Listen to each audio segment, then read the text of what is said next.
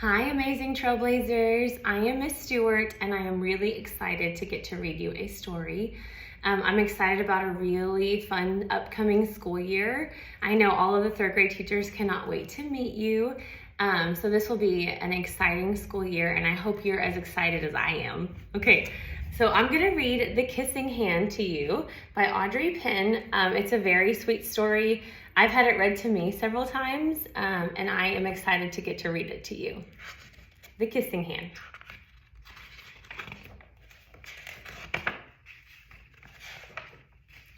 Chester Raccoon stood at the edge of the forest and cried.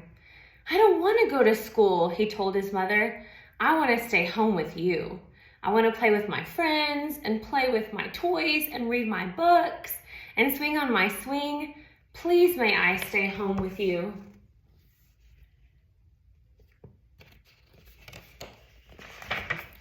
Mrs. Raccoon took Chester by the hand and nuzzled him on the ear.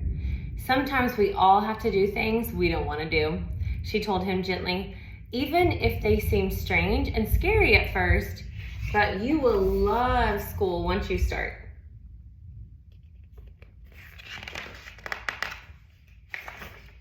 "You'll make new friends and play with new toys, read new books, and swing on new swings. Besides," she added, "I know a wonderful secret that will make your nights at school seem as warm and cozy as your days at home."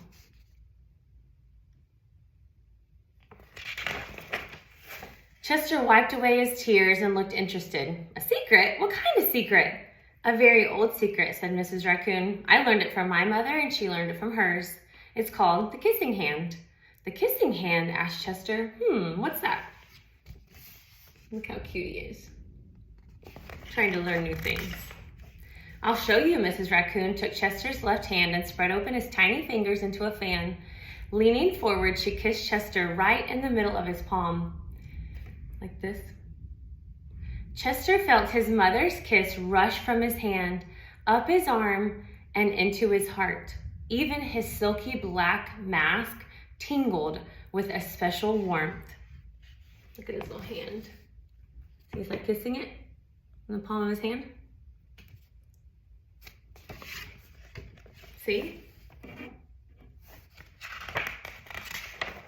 Mrs. Raccoon smiled. "Now," she told Chester, "whenever you feel lonely and need a little loving from home, just press your hand to your cheek and think, 'Mommy loves you, Mommy loves you,' and that very kiss will jump to your face and fill you with toasty, warm thoughts."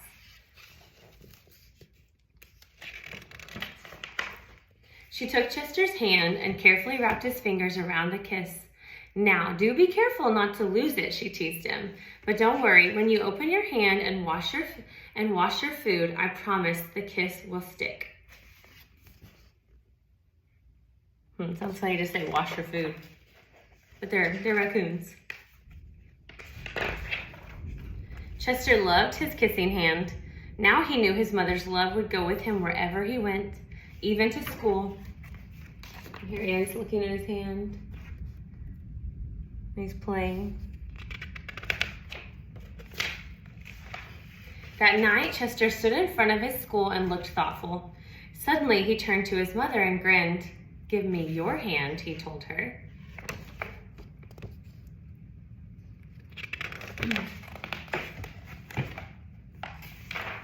Chester took his mother's hand in his own and unfolded her large, familiar fingers into a fan. Next, he leaned forward and kissed the center of her hand.